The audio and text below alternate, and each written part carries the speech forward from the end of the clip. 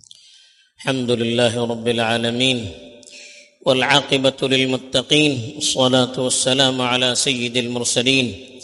خاتم النبيين محمد وعلى آله وصحبه اجمعين اما بعد۔ میرے دینی اور ایمانی بھائیوں، بزرگوں اور دوستوں، پچھلے ہفتے یہودیوں کے متعلق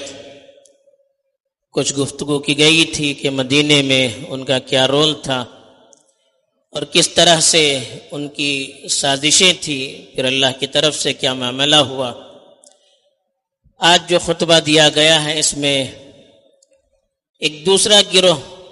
جن سے مدینے میں سابقہ پڑا تھا مسلمانوں کو، ان کا تذکرہ کیا گیا ہے، وہ ہے منافقین کا گروہ، جن کو ہم آستین کا سانپ کہہ سکتے ہیں۔ منافق اسلامی اصطلاح میں اس کو کہتے ہیں جو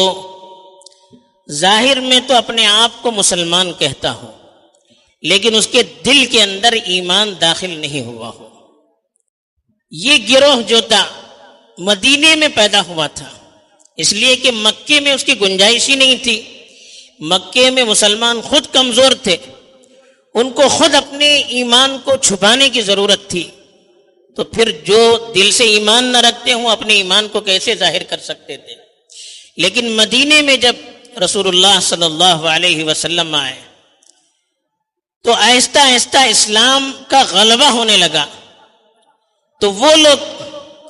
جن کے اندر ہمت اور حوصلہ نہیں تھا اور جن کے دونوں طرف اپنے ذاتی مفادات تھے، جن کی زندگی کا پورا مقصد ہی دنیا تھا، اب انہوں نے سوچا کہ اگر کھلم کھلا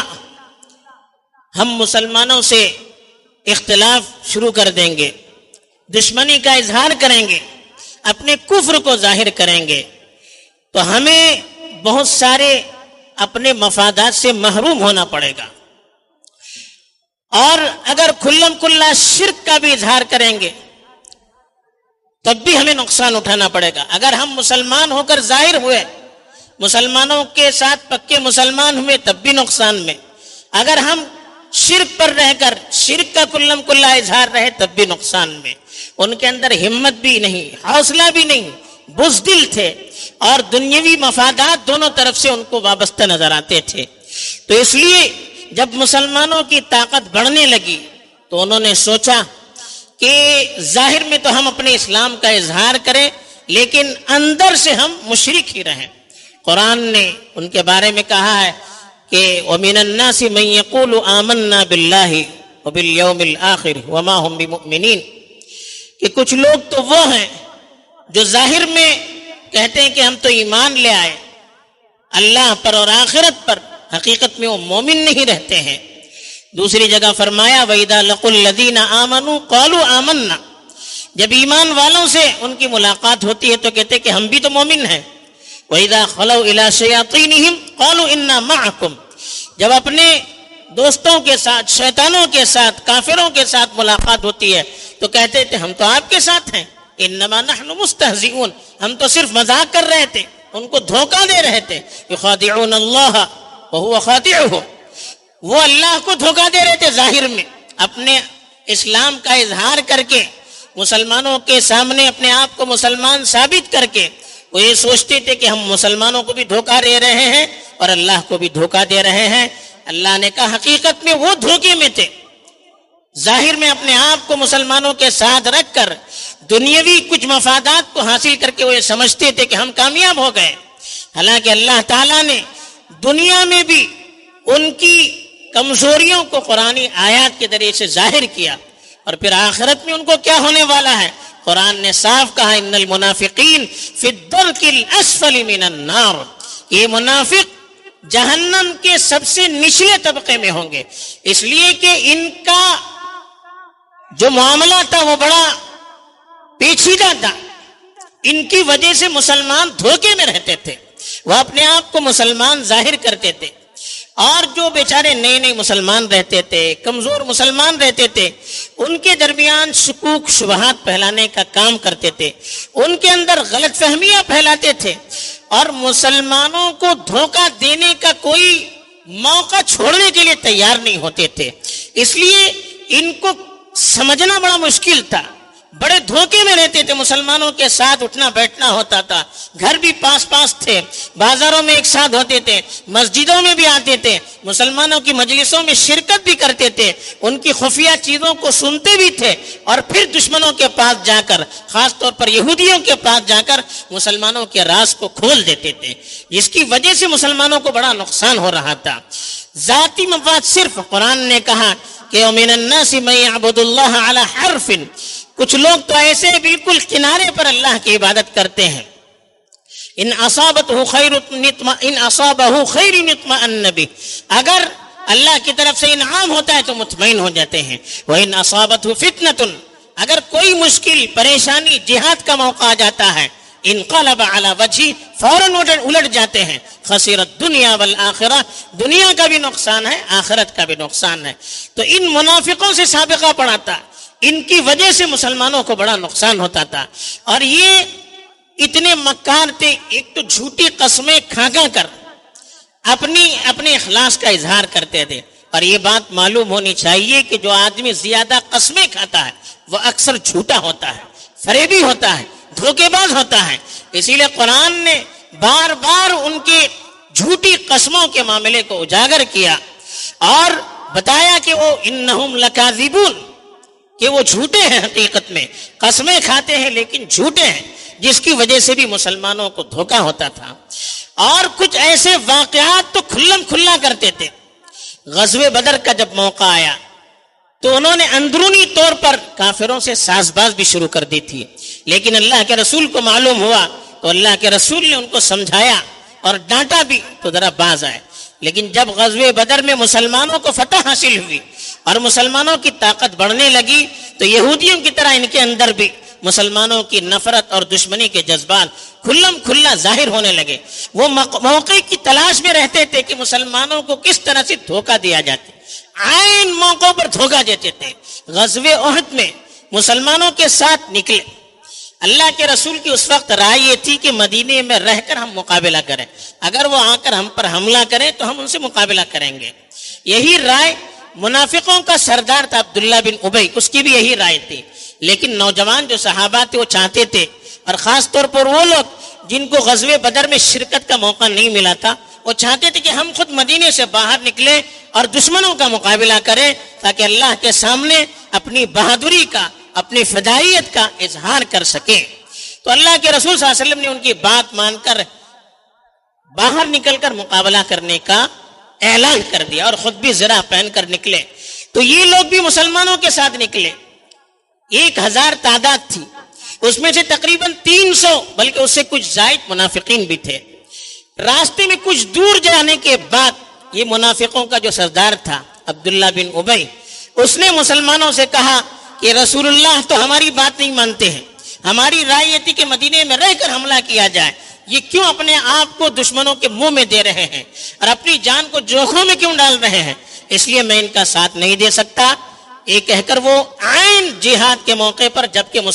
کفار کی تعداد بڑی تھی، مسلمانوں کو اشد تعاون کی ضرورت تھی، 300 آدمیوں کو لے کر واپس ہو گیا،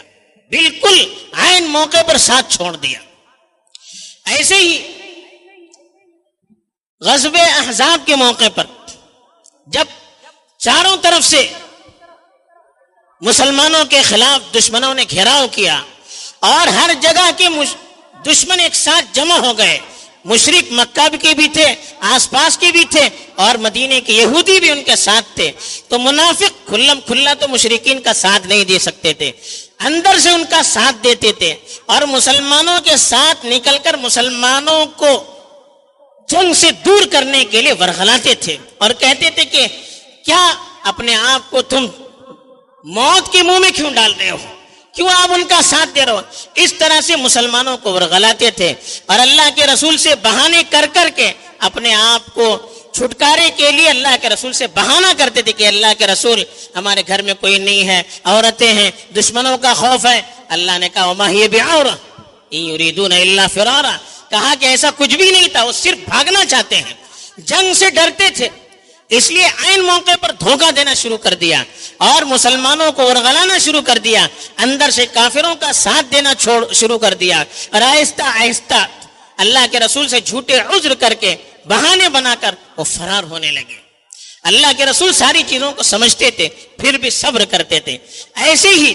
یہودیوں کا جب معاملہ آیا بنو قینقاع کے ساتھ، بنو نذیر کے ساتھ، جیسے پیچھے بیان کیا گیا تھا، اس وقت بھی منافقوں نے ان کا ساتھ دیا تھا۔ ایسے ہی وہ کوشش کرتے تھے کہ مسلمانوں کو آپس میں لڑایا جائے، اس کے لیے بھی وہ موقع کی تلاش میں رہتے تھے۔ ایک غزوے میں، غزوہ مریسی، اس غزوے میں ایک جگہ پانی پیتے وقت ایک مہاجر اور ایک انصار کے آپس میں لڑائی ہو گئی۔ اب انصار نے کہا یا للانصار، مہاجرین نے کہا یا للمہاجرین، آپس میں بھیڑ گئے سب۔ اب عبداللہ بن ابی جو تھا اس کو موقع مل گیا، اس نے پراپگنڈا شروع کر دیا اور کہا ہے دیکھو یہ مہاجرین دور سے آئے ہیں اور ہم ہی کو مارنے کی کوشش کر رہے ہیں۔ اب انصار کو ورغلانے لگا۔ اللہ کے رسول صلی اللہ علیہ وسلم نے سمجھایا، اور اللہ کے رسول صلی اللہ علیہ وسلم نے جب سمجھایا خاموش تو ہو گیا، لیکن اس نے کہا کہ لئن رجعنا الى المدینہ لیخرجن الاعز منها الاذل، اگر ہم مدینہ جائیں گے تو وہاں کے جو عزت دار ہیں وہ ذلیلوں کو وہاں سے نکالیں گے، یعنی ہم یہاں کے مہاجرین جو مسلمان ہیں ان کو مدینے سے ہم نکالیں گے۔ یہ بات جب معلوم ہوئی، بعد مسلمانوں نے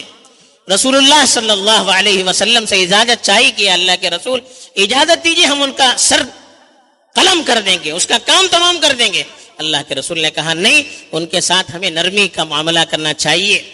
لیکن ان کے بیٹے جو تھے عبداللہ بن عبداللہ، یہ بڑے پکے مسلمان تھے، ان کو جب معلوم ہو گیا کہ کچھ مسلمان میرے والد کو مارنا چاہتے ہیں تو وہ اللہ کے رسول کی خدمت میں حاضر ہوئے اور کہا اے اللہ کے رسول، اگر میرے والد کا کام تمام کرنا ہے تو اس کی اجازت مجھے دیجیے،